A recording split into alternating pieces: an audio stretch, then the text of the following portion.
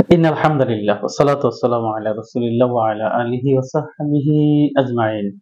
সম্মানিত ভাই ও বোনেরা, আমি ডক্টর বিলাল হোসেন। আশা করি আল্লাহর রহমতে আপনারা অনেক ভালো আছেন। আলহামদুলিল্লাহ আমিও ভালো আছি। স্বাধীনতার ১ মাস ১ দিন। এই স্বাধীনতা আমাদের অনেক রোগ থেকে মুক্তি দিয়েছে, কারণ অস্বাধীন মানুষগুলো রোগাক্রান্ত হয়ে যায়।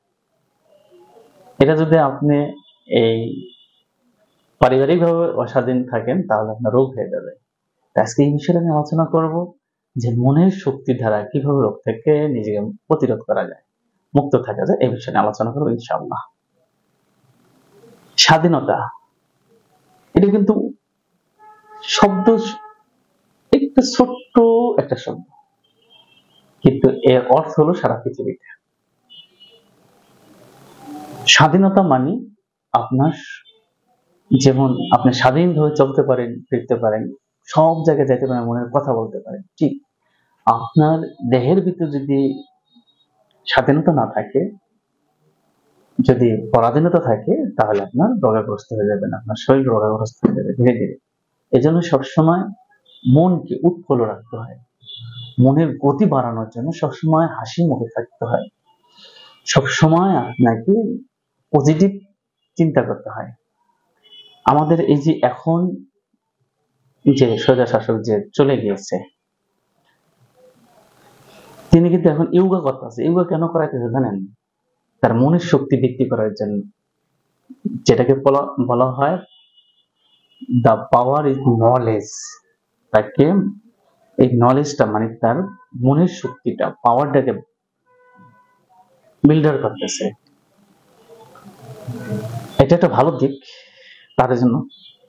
কিন্তু আপনি জানেন, যারা ডাকাতি করে, চুরি করে,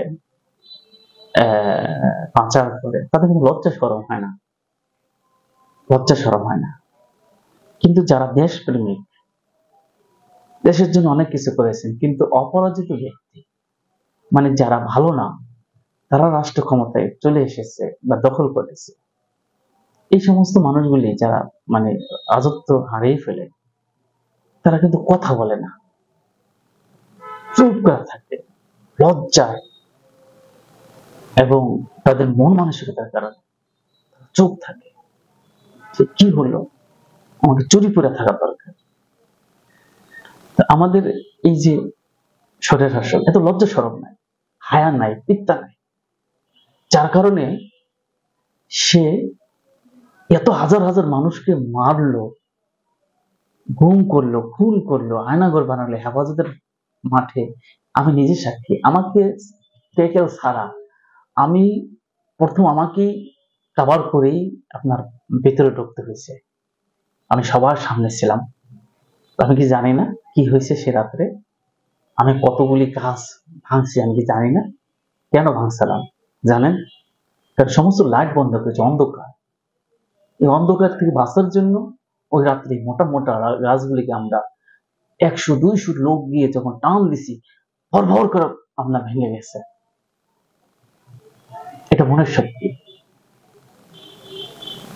এই কথাগুলি তো আমার মাঝে আছে, কোথায় কোন পাল ছিল, কতগুলি লোক ছিল, কতগুলি মানুষ মারছে, ময়লা গাড়িগুলির ভিতরে কত মানুষের রক্ত আমি নিজে দেখছি। ভাইদেরকে বাঁচাইতে পারি নাই, পুলিশগুলিকে খুলতে পারি নাই। আমাকে এক পুলিশ এসে বললো যে আপনি পালান, না হলে আমরা কিন্তু গুলি করবো, কারণ আমার পিছনে কিন্তু লোক আছে, লোক আছে, আপনি পালান। আমরা ৩ জন লোক ছিলাম, আমরা পালিয়ে আসলাম ওই সমস্ত ভাইদেরকে ফিরে। আমি সেই যে ১৩ সাল ৫ই মে, তারপর থেকে সারাটা জীবন আজকে মানে এই যে এত বছর, ১১ বছর, ১১টা বছর,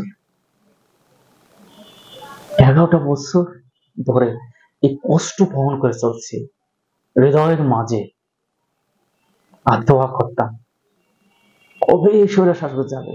আমি জানতাম, আমাকে অনেকে প্রশ্ন করতো, যারা আমাকে জানে আমি কূটনৈতিক ভাবে অনেক জ্ঞান রাখি, নিজে গর্ব করা না, আমাকে প্রশ্ন করা হচ্ছে যে সরকার কি যাবে না? আমাদের যে সরকারকে কোনো রাজনীতিবিদ সহায়তা পারবে না। আমি বলতাম যে কোনো দিন যদি এই সরকার তার আত্মীয়কে আর্মি বাহিনীর প্রধান বানায়, সেদিনই খতম হবে। বলো কি বলো? আমি বললাম তাই হবে, কারণ পৃথিবীর ইতিহাস, আমি বলতাম জয় তার মাকে মারবে, সে রাজনীতিতে আসার জন্য সে তার মাকে শেষ করবে। তাই হয়েছে, তার মাকে ওইভাবে সে শেষ করছে। এটা তার পলিটিক্স, এটা তার একটা পলিটিক্স। তার মাকে এখান থেকে সরাইছে, সরাই এখন সে আসবে, এটা তার খুব এটা কিন্তু সেদিন শেষ। যদি এই বাংলার মানুষ, যদি বাংলাদেশের মানুষ যদি না বুঝতে পারে, তো মনের শক্তি আমি এখানে বাড়াইতে চাচ্ছি। সেখানে কি শক্তি চলে আসছে, যে আপনি যদি মনটাকে সব সময় দৃঢ় রাখতে পারেন। একটা রোগ হইলো, যদি আপনি মনে করেন শুধু সবসময় যদি বলেন আমি রোগগ্রস্ত, আমি রোগগ্রস্ত, ইস খাইতে পারতেছি না, খাইতে পারতেছি না, গোসল করতে পারতেছি না, আপনি শেষ। আপনাকে ভালো করা কোনো সম্ভব না। আপনার মন হইল আপনার উইকনেস, আপনার নার্ভগুলি, স্নায়ুগুলি জানতেছে যে আপনি উইকনেস, আপনাকে ওইভাবে তারা শক্তি যোগাইতেছে। আপনি যদি নিজেকে, মুসলমানরা কেন বিজয় হয় জানেন? আরেকটা গবেষণার কথা বলি আজকে। পৃথিবীর বুকে বদরের যুদ্ধ, ঐতিহাসিক যুদ্ধে মুসলমান ছিল 313 জন, তাই না?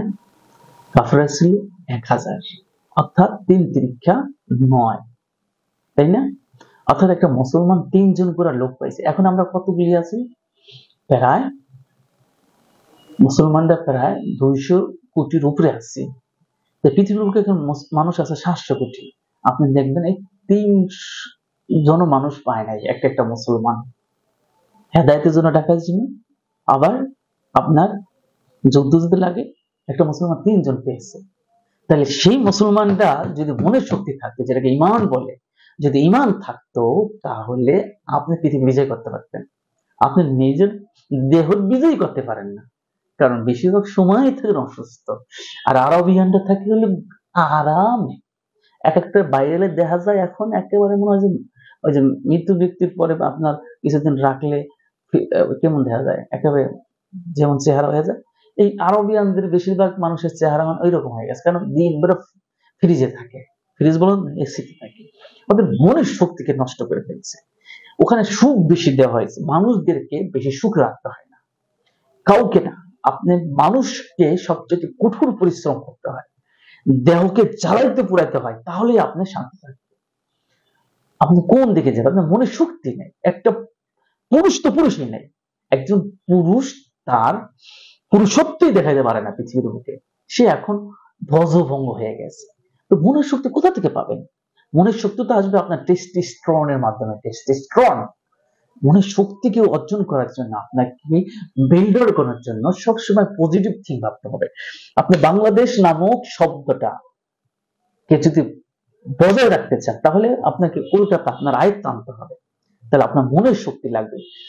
মনের শক্তি, মনের শক্তি যদি বিল্ডার করতে, আপনার রোগ শক্তি আপনার কাছ থেকে দূরীভূত হয়ে যাবে। তাহলে আপনার সুস্থ শক্তি আপনাকে সবসময় ডেভেলপমেন্ট, সবসময় আপনি ইনকারেজ করবে, ইনকারেজ। এই জন্য আপনার এর কোনো বিকল্প নাই যে আপনি সবসময় পজিটিভ পাবেন। আপনার রোগ নেই, আপনি ইনকাম করতে পারবেন, আপনি বিজয়ী হতে পারবেন, আপনি আপনার এই রাজত্বকে পৃথিবীর শ্রেষ্ঠ রাজত্ব করতে পারবেন, শ্রেষ্ঠ রাজত্ব বানাইতে পারবেন। এই জন্য দরকার হলো আপনার মনের শক্তি, সেটা পজিটিভ হতে হবে, নেগেটিভ না। যদি আপনি পজিটিভ থিং আনতে পারেন, মনের শক্তি যদি বৃদ্ধি করতে পারেন, যে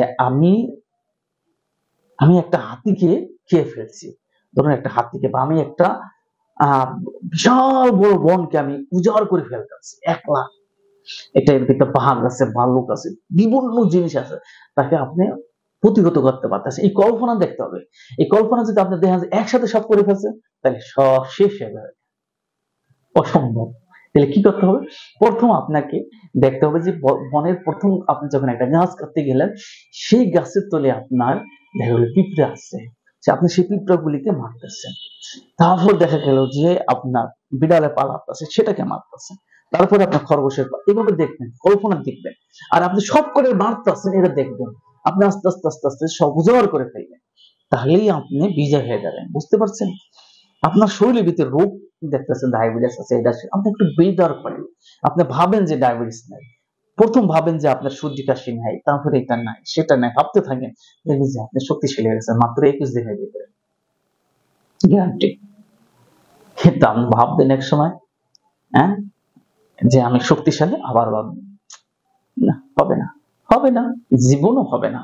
আপনি কোশ্চিনকালও ভালো হবেন না। ওষুধ খেয়ে তাৎক্ষণিক কিছু ভালো লাগবে। কেমন? আমি আপনাকে উদাহরণ দিয়ে দেখ। এই যে আমাদের শিখেছি মাইন্ডে যে আপনি যদি এমন করেন, ক্লান্ত হয়ে গেছে, এমন করেন, হ্যাঁ, ইয়েস আর নো করে যদি আপনি দেন, তাহলে কিছুক্ষণ আপনি শক্তি পাবেন, কিন্তু এটা স্থায়ী হবে না। এটা কি হবে না? স্থায়ী হবে না।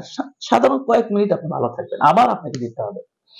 ঠিক তেমনি ভাবে যদি আপনি ভাবেন যে আপনি শক্তিশালী, আপনি ভালো, কিন্তু কিছুক্ষণ পরে যদি আবার ভাবেন যে আমি, এটা হবে না, তো হবেই না, শেষ। এই দুটানায় কোনোদিন আপনার কি হয় না, মনের শক্তি অর্জন করা সম্ভব না, না, না। আজকে বিদায় নিচ্ছি। আমার তৌফিক। আসসালামু আলাইকুম ওয়া রাহমাতুল্লাহি ওয়া বারাকাতুহু।